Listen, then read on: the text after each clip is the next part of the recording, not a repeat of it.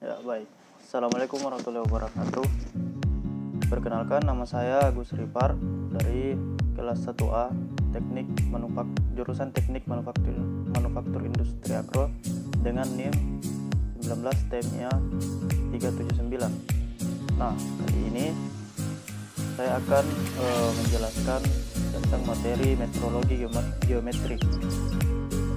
Nah, metrologi adalah ilmu yang mempelajari besaran ukuran teknik. Nah, sedangkan metrologi pada suatu industri itu yaitu ilmu yang mempelajari pengukuran dimensi atau karakteristik geometri suatu produk menggunakan alat ukur sehingga didapatkan hasil yang mendekati hasil yang sebenarnya. Nah, sebelum kita melangkah jauh membahas tentang metrologi ini, kita ketahui dulu apa itu pengukuran. Jadi pengukuran itu adalah membandingkan suatu besaran yang belum diketahui dengan suatu besaran yang standar. Sedangkan dari pengukuran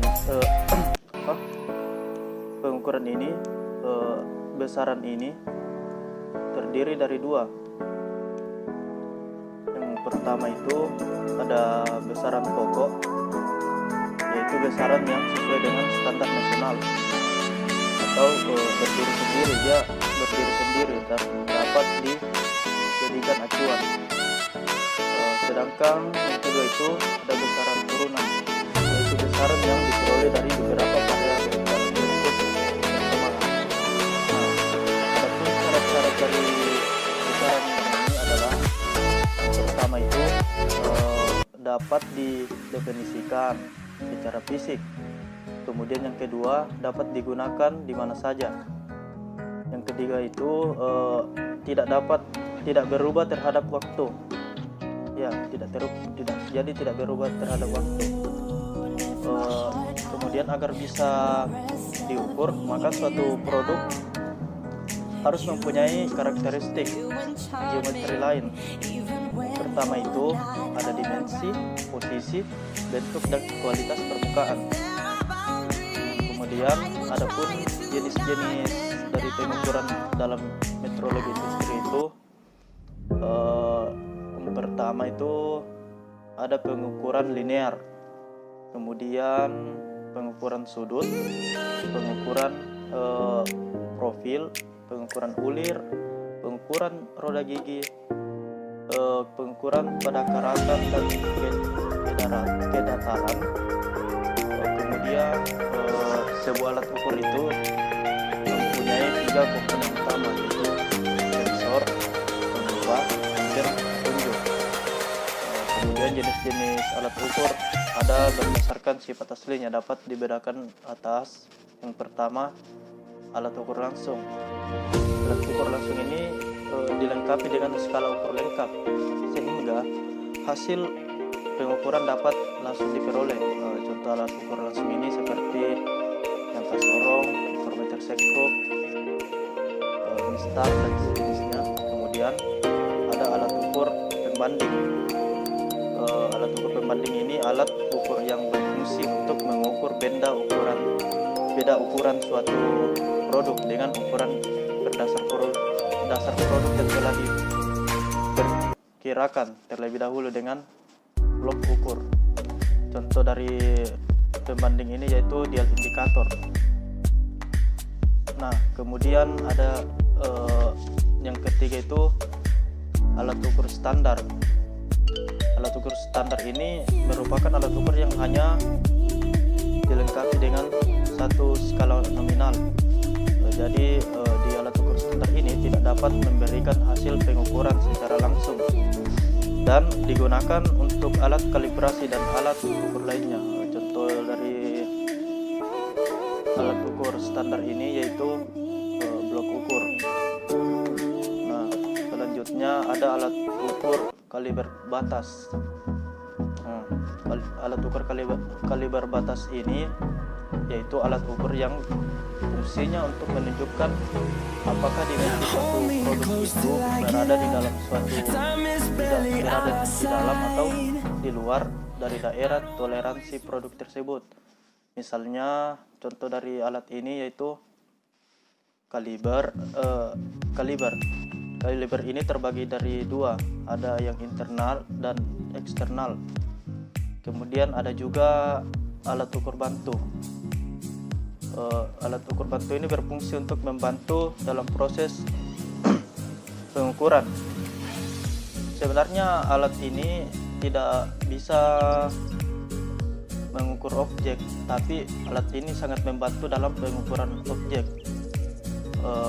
Contohnya saja dari alat ini adalah meja perata, standar magnetik, dan batang lurus. Adapun berdasarkan sifat turunannya, alat ukur dapat dibedakan atas alat ukur kas. Nah, alat ukur kas ini yaitu alat ukur yang dibuat khusus untuk mengukur geometri yang khas, misalnya kekerasan permukaan, kebulatan, profil gigi pada roda gigi. Alat ukur ini dapat dilengkapi skala dan dilengkapi alat pencatat penganalisis data. Contoh alat ukur roda gigi. Nah, berdasarkan prinsip kerjanya dibedakan atas yang pertama alat ukur mekanik, elektrik, optik, pneumatik, dan yang kelima itu alat ukur hidrolik dan aerodinamik. Nah, kita masuk ke sifat-sifat alat ukur. Yang pertama, sifat dari alat ukur itu rantai kalibrasi, yaitu kemampuan alat ukur untuk bisa dilakukan kalibrasi atau peningkatan tersebut, yaitu pertama itu kalibrasi alat ukur kerja dengan alat ukur standar kerja. Kemudian ada juga kalibrasi alat ukur kerja dengan alat ukur standar. Ada juga kalibrasi alat ukur standar dengan alat ukur standar nasional. Dan yang terakhir ada pengkalibrasian alat ukur standar nasional dengan alat ukur standar internasional. Yang kedua itu ada KPKan, yaitu KPKan ini kemampuan alat ukur untuk dapat merasakan perbedaan relatif kecil dari harga pengukuran. Nah, yang ketiga dari sifat alat ukur itu adalah mampu baca. Nah, alat ukur itu harus memiliki kemampuan sistem penunjukan dari alat ukur untuk memberikan harga pengukuran yang jelas dan berarti. Sifat berikutnya itu ada juga histerisis, yaitu penyimpangan dari harga ukur yang terjadi sewaktu dilakukan pengukuran secara kontinu dari dua arah yang berlawanan. Sifat berikutnya itu pergeseran. Nah, dari pergeseran ini terjadi perubahan posisi pada penunjuk harga ukur, sementara sensor tidak memberikan atau merasakan sinyal atau perbedaan. Berikutnya ada kepasifan, yaitu terjadinya perubahan posisi pada penunjuk harga ukur sementara sensor tidak memberikan atau merasakan sinyal atau perbedaan. Kepasifan ini terjadi apabila sensor telah memberikan sinyal namun penunjuk tidak menunjukkan perubahan pada harga ukur. Kemudian ada juga kestabilan nol. Nah, ini bagian yang paling terpenting. Kestabilan nol ini harus sangat menentukan proses pengukuran kita. Kemampuan alat ukur karena ini adalah kemampuan alat ukur untuk membentuk kembali ke posisi nol ketika sensor tidak lagi bekerja. Nah, ada juga pengembangan. Pengembangan ini kondisi alat ukur di mana jarum penunjuk tidak menunjukkan harga ukur yang konstan. Maksudnya dengan kata lain, penunjuk selalu berubah posisi atau bergerak. Kemudian kita masuk ke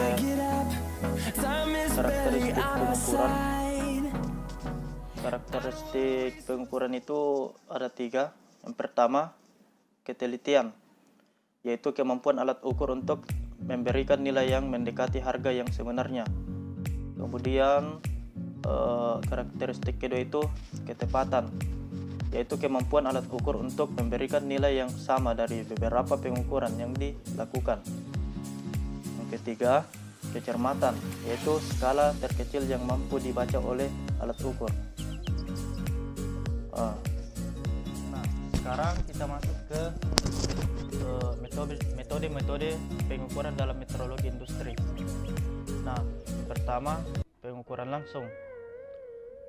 Pengukuran langsung itu yang dilakukan menggunakan alat ukur langsung, di mana hasil pengukuran dapat diperoleh secara langsung. Ini sudah tadi dijelaskan pada awal dari jenis-jenis pengukuran. Kemudian pada pengukuran tak langsung, yaitu pada pengukuran ini dilakukan menggunakan alat ukur pembanding dari alat ukur standar, di mana hasil pengukuran tidak dapat diperoleh secara langsung. Ketiga, ada juga pengukuran dengan kalibrasi batas, yaitu pengukuran yang dilakukan dengan tujuan untuk mengetahui apakah dimensi suatu produk itu berada di dalam atau di luar daerah toleransi produk tersebut. Nah, berikutnya ada metode membandingkan dengan bentuk standar, yaitu pengukuran yang dilakukan dengan cara membandingkan bentuk produk dengan bentuk standar dari produk tersebut. Pengukuran ini dilakukan dengan profil proyektor. Toleransi adalah yaitu perbedaan ukuran antara kedua harga batas, di mana ukuran atau jarak permukaan batas geometri komponen harus terletak sesuai terletak. Ada juga dari bagian dari metode membandingkan dengan bentuk standar ini, ada juga istilah sesuaian. Istilah sesuaian ini adalah hubungan antara dua komponen yang akan dirakit yang ditimbulkan adanya perbedaan ukuran bagi pasangan elemen geometrik saat mereka disatukan. Ada juga istilah kalibrasi. Istilah kalibrasi ini yaitu membandingkan suatu alat ukur. Itu tadi sudah dijelaskan bahwa kalibrasian ini membandingkan suatu alat ukur. Contohnya tadi kalibrasian dari alat ukur standar nasional ke standar internasional. Nah, sekarang kita masuk ke bagian terakhir, yaitu sumber-sumber kesalahan pada pengukuran. Yang pertama itu kesalahan pengukuran karena alat ukur. Nah, dari kesalahan pengukuran dapat diakibatkan oleh kondisi alat ukur tersebut. Jadi untuk mengurangi terjadinya penyimpangan pengukuran seminimal mungkin, maka alat ukur yang digunakan harus dikalibrasi untuk menghindari sifat-sifat yang merugikan dari alat ukur, seperti kestabilan nol, kepasifan, pengembangan, dan sebagainya. Kemudian kesalahan yang kedua itu kesalahan pengukuran karena benda ukur. Nah, benda ukur yang terbuat dari bahan yang bersifat elastis atau mempunyai sifat elastis, artinya bila ada beban atau tekanan yang dikarenakan pada benda tersebut, maka terjadi perubahan bentuk. Nah, bila tidak hati-hati dalam mengukur, maka penyimpangan hasil pengukuran pasti akan terjadi. Ada juga kesalahan pengukuran karena faktor si pengukur. Nah, manusia memang mempunyai sifat tersendiri dan keterbatasannya. Jadi sulit untuk diperoleh hasil yang sama misalnya dari dua orang yang melakukan pengukuran, meski ukurnya itu sama, kemudian benda ukurnya sama. Kesalahan pada metode ini tidak bisa dipungkiri karena pembacaan skala ukur itu beda-beda. Dan yang terakhir, ada juga kesalahan karena faktor lingkungan. Nah, ruang yang digunakan untuk mengukur harus bersih, terang, dan teratur, kemudian rapi. Peralatan ukurannya itu harus rapi, kemudian ruang yang terang atau reman-reman itu dapat mengganggu dalam pembacaan skala ukur. Nah, itulah tadi beberapa penjelasan saya tentang